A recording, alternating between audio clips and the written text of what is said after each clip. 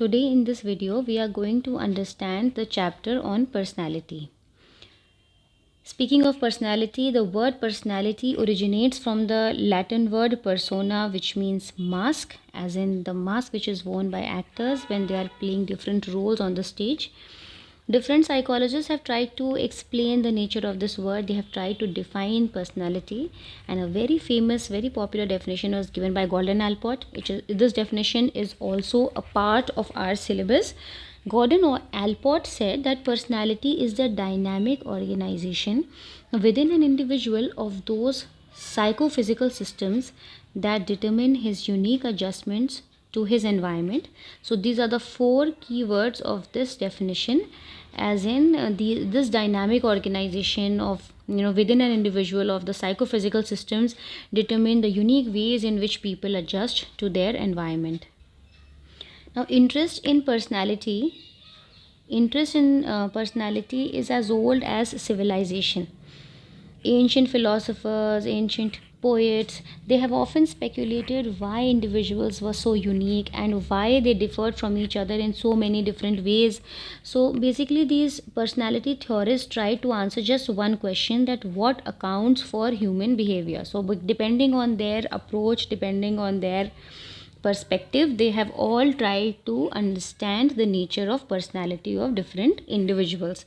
Starting from the oldest ones were the type theories, after which came the trait theories, after that was the psychoanalytic theory, and then there were the humanistic theories.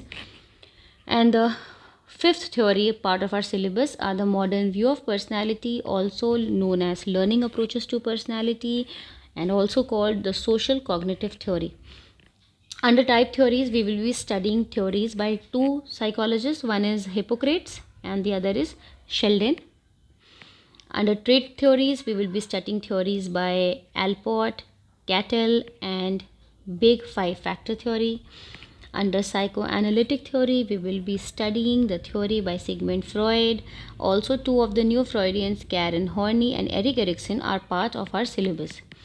The humanistic theories by Carl Rogers and Abraham Maslow are a part of our syllabus, and the social cognitive theory by Albert Bandura.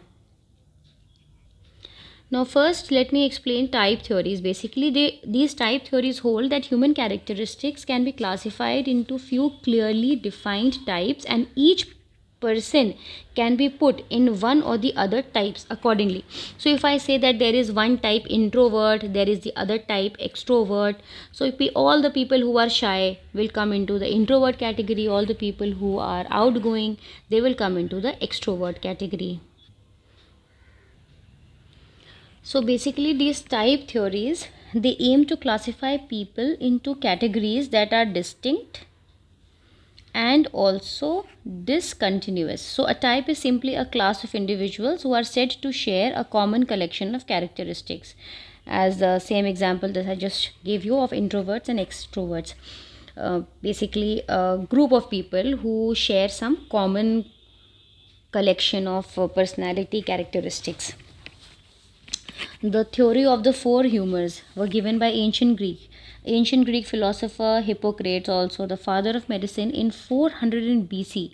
He classified four types of humors. These humors are basically body fluids. Each type was believed to be, each personality type that was given by Hippocrates was due to an excess of any of these four body fluids, 1, 2, 3 and 4. Whichever is in excess, it will correspond to certain personality characteristics and the related personality type. So for example, the first one, yellow bile. Now yellow bile is secreted by the liver. So people who have yellow bile in excess are called choleric. Their personality type is choleric, and these are the emotionally weak or easily tempted people. They are irritable. The second one is black bile, which is secreted by kidneys. These are emotionally weak. These people are bodily weak also. They are pessimistic. They are depressed. You can remember it as MEL. MEL. MEL is usually related to a little bit of things which are going towards sad. Then blood. Now blood flow from the heart, as in people who have an excess of blood, their life is cheerful. as there is more of blood. So they are optimistic, they are energetic, they are bodily strong, and they are the controlled types, the sanguine. Fourth is phlegm, the white phlegm which is secreted by lungs. It is white in color. So these are the calm people, the calm and the lazy sorts who are emotionally strong, and they are usually always happy, known as phlegmatic. So you can remember these four personality types by Hippocrates as S, M, C and P, SMCP: sanguine, melancholic, choleric and phlegmatic. Now somatotypes. The second type of type theory, the second theorist is William Sheldon. In the year 1940s, gave his theory of somatotypes. He talked about the bodily structure, the shape. You can see the shape in these three pictures. His body types are EME, endomorphic, mesomorphic and ectomorphic. Endomorphic viscerotonic people are the people who are plump, who are buxom, who has developed visceral structure. Their personality characteristics are relaxed, tolerant, comfort loving, sociable and peaceful. The mesomorphs, also known as the somatotonic, have a balance of internal structure, viscera, as well as outward structure. They are known as somatotonic. They are muscular. Their personality characteristics are assertive, active, vigorous, combative. So all the athletes, all the sports person fall into this category. The third is ectomorph, also known as cerebrotonic. Their body structure is lean, delicate and poor muscles. So their personality characteristics are quiet, fragile, restrained, non-assertive and sensitive. After this, we are going to discuss the trait approaches. Traits are basically stable dimensions of personality along which people vary from high to low. Now, the trait theorists, all the theorists that have come now, they have criticized the ones that came before them. So the trait theorists, they criticize the type theorists. The trait theorists said that it is very difficult to categorize people into different categories. We cannot be so sure that everyone will either be an introvert or an extrovert. Sometimes people, vary along a dimension. We use these words as a very generous friend. You must have heard this: a generous father, a strict father, a loving mother, and so on. So these are the ways in which people describe each other. So based on this concept, they gave the trait approach. So see, you can see this in this picture. Trait, this is an example of a trait: ambivert personality continuum scale. So a person need not be an introvert or an extrovert. A person need not be on any of the extremes. He could be, as with 25 extrovert functions, with 50% extrovert functions, he can fall somewhere here or here. Someone can be an ambivert. So it is a dimension. So each of the traits that you will study under the trait approaches will have two ends. It will always have two extremes.